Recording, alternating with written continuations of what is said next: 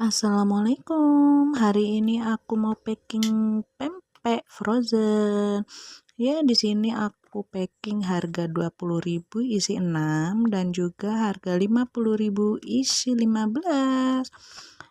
Ya, untuk pempeknya ini aku bikin pempek kulit, lenjer sama telur ya.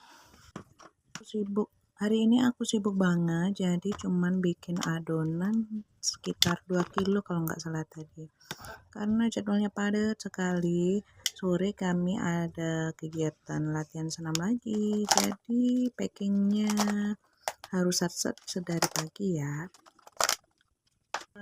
Untuk jalannya ini aku sistem buy online ya, biasa aku promosikan lewat Facebook, lewat by WA, dan biasanya sih kalau pelanggan-pelanggan itu ada yang menyampaikan juga ke teman-temannya.